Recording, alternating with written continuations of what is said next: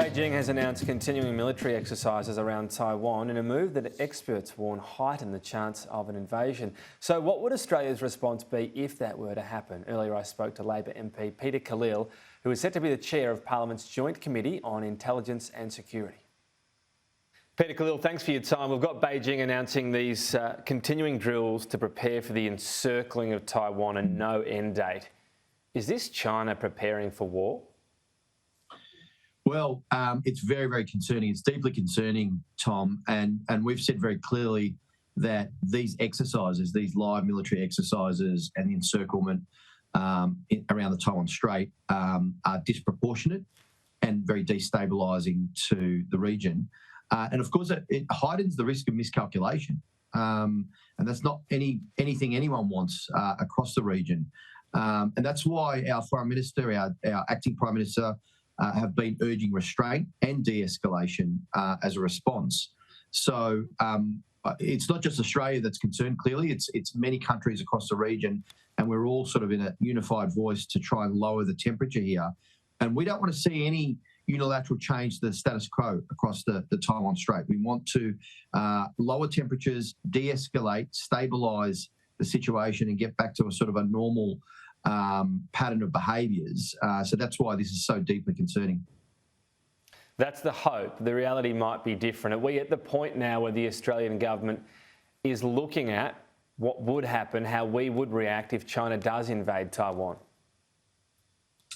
Well, I mean, the Australian government and our agencies and our security agencies and the Australian Defence Forces prepare themselves and make sure that we have the right capability. That's why we're conducting the Defence Strategic Review to ensure that we have the most capable defence forces for our strategic circumstances.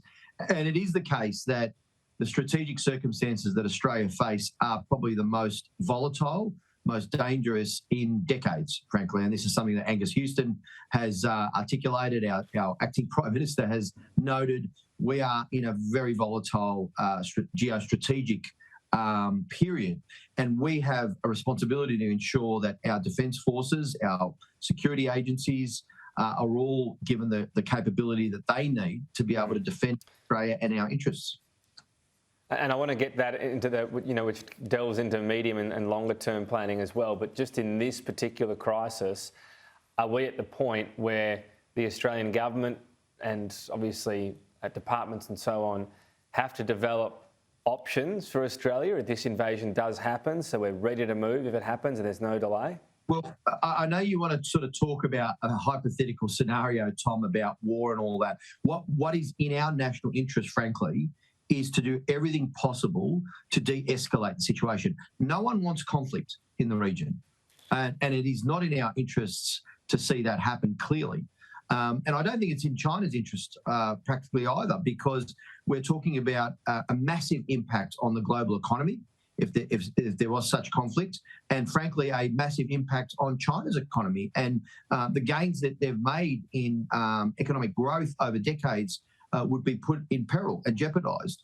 Look, there's a lot of things happening domestically in China. There's the Party Congress coming up in October. Some analysts have talked about how that is partly the reason why President Xi is reaching for these sort of military exercises to burnish his nationalist credentials ahead of the Party Congress and potentially to be extended for a third term. So there's some domestic politics involved as well. But there is a real question here around the impact that it will have on all of us. And I think it's important for us to continue to push, to de-escalate, to urge restraint, and for China to also recognise that it's in its best interests for there to be a status quo around the Taiwan Straits. What we've said with our One China policy is we want to see peaceful dialogue. Any evolution in that situation has to be done through peaceful means and through dialogue. Again, that's the hope that will be resolved that way. But so far, clearly, it's falling on deaf ears given this latest development. Are we at a point where let me just ask this question: are we at a point where, in some way, China needs to send a message that, without revealing what any one country, including Australia, would do, that this would not be a cost-free exercise for China? Look, I'll just make a point about your question. It's not just a hope.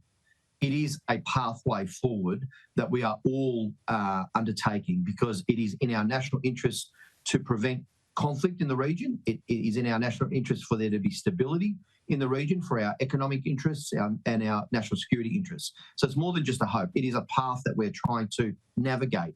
Now, the live military exercises that have been undertaken in response to a congressional visit to Taiwan, we have said are disproportionate, and they are disproportionate. Although let's be serious here, there was a Senate visit to Taiwan a couple of months ago and not a word was said. So clearly there's something going on here.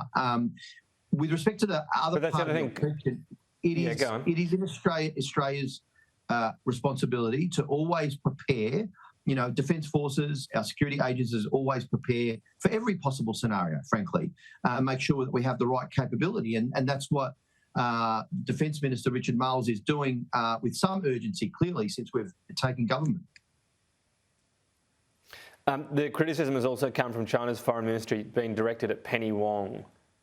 Has the prospect of a reset of the relationship gone now? Look, there's a lot of things going on, and I think that our foreign minister has been entirely reasonable in pointing out the benefit to de-escalate tensions, and why that is in the interests of all the countries in the region, including China, to de-escalate and to lower temperatures. And she's been entirely reasonable in what she's said. So there's a lot of heavy rhetoric, if I could put it that way, at the diplomatic level. I'd never discount the possibility for a continuance of trying to stabilise the relationship. But it's not looking great, is it? No, but there's been, obviously bumps in the relationship over a period of time, and there's been some progress more recently with the first engagement between our foreign minister and their foreign minister after 3 years of non-engagement. Our Defence Minister, Richard Marles, met the Chinese Defence Minister. Dialogue is good, Tom. Any dialogue is good. It's much better because it's about being able to engage. So we'll continue to pursue stabilising the relationship. Peter Khalil, got to leave it there. Thanks for your time today. Thanks, Tom.